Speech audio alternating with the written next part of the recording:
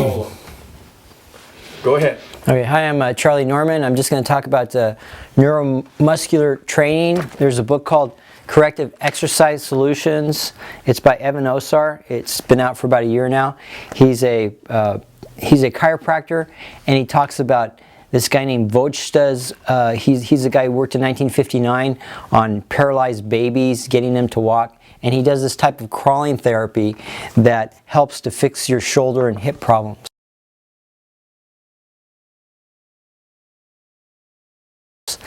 And so he starts you off doing crawling exercises on an incline on a wall like this, where it's not really stressful.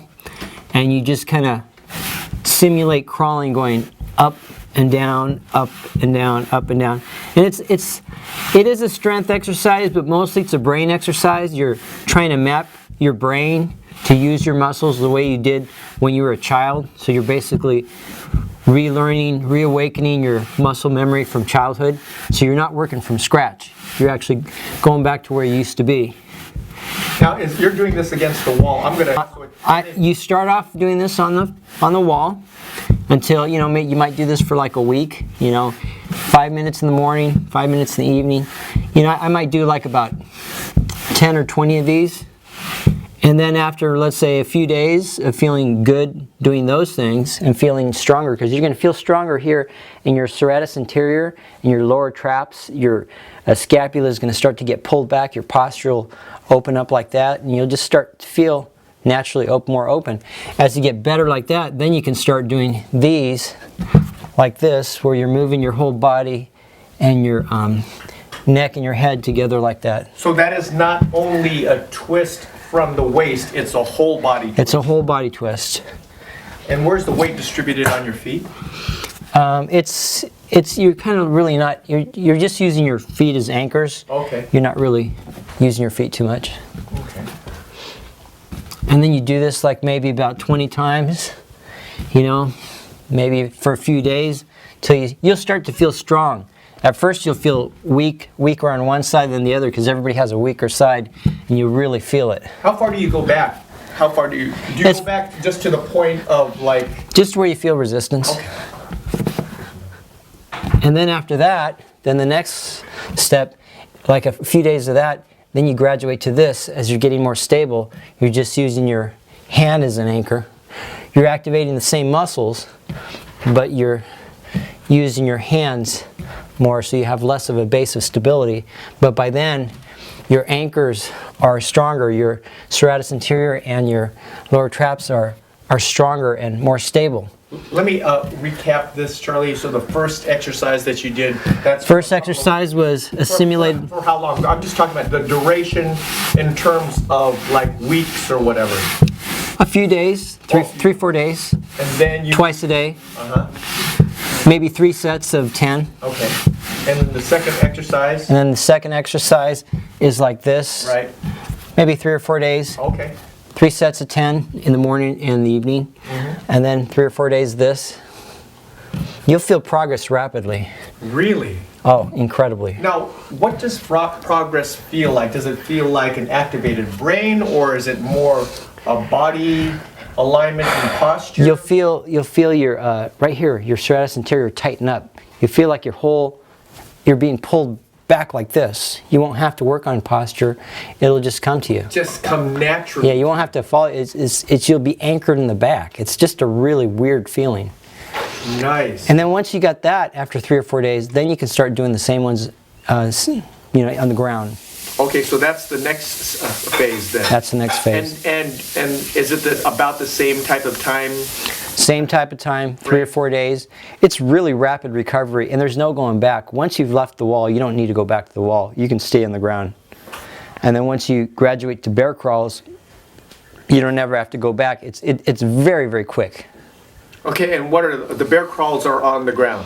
Yeah, in fact, if you want, I can show you the okay. These exercises on the ground. They look very different. Okay, then once you've gone through those exercises developmentally, stage by stage, 3 or 4 days, then you can start doing those exercises on the ground. So you do the simulated crawl, just like you did on the wall, but it's more intense on the ground. Why is it more intense? Gravity. I mean, Or pulling you down? you're straight down, so gravity's pulling you down a lot further. And you do like the same 3 sets of 10 on each arm in the morning and the evening. It only takes like 5 minutes in the morning, 5 minutes in the evening. Then after 3 or 4 days of that, then you go to doing these like you were doing on the wall, on the ground. 3 sets of 10 on each arm of those. Now, is your core engaged with this, or is it mostly the back? It's your serratus anterior, right underneath your armpit, Okay. and your lower traps. It's just very specialized in one area, mostly. And then you graduate from there to this, just using your hand, which is a smaller base. And these are like progressions. You don't do them until you complete the first one. Right. I mean, I'm moving from that one exercise on the wall to the second exercise on the wall, to the third exercise on the wall, to the first exercise on the floor, to the second exercise on the floor, to the third exercise on the floor. Is that correct? Uh-huh. Yeah, and there's no turning back. I mean, you'll just keep getting better and better. And then after that, sometimes when I'm done, I just hang right there. Hang your head? Or? I hang my head, which is an adjoscue thing called the static bridge, and it's to kind of help activate your serratus anterior. It's kind of a stability kind of exercise. It's not part of Evan Osar's routine, but it is part of adjoscue, and it feels good. I just kind of hang out there for a little bit, because I used to have pain when I did this, and I don't.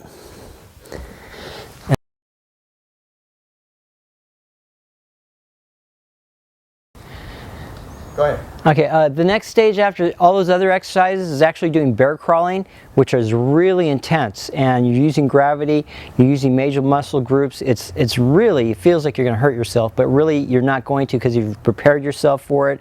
You've activated your lower traps and your serratus anterior, so you're ready for this, and it feels great. You feel strong when you're doing these things. They're incredible.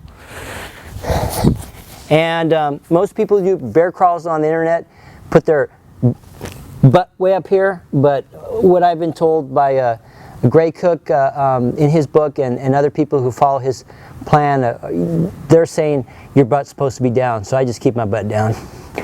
So this is basically it right here.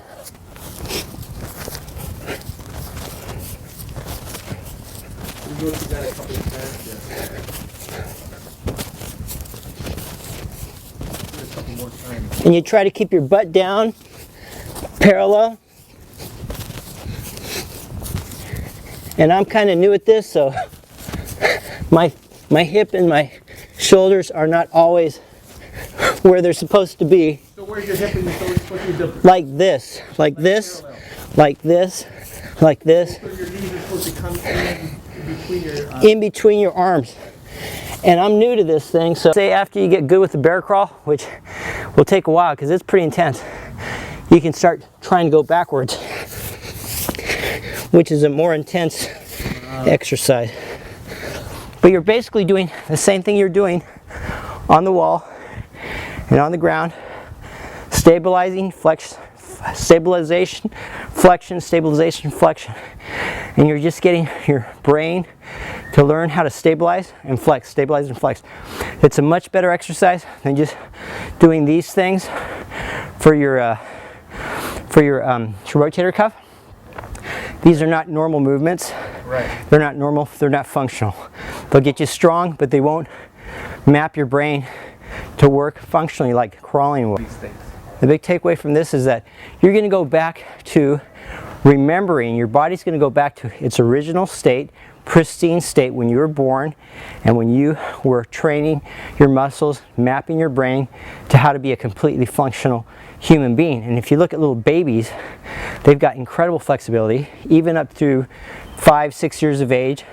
You can stick any little kid, I teach first grade and kindergarten, you can take any of those little kids, put them in any advanced yoga position, and they can do it. Why? Because of crawling.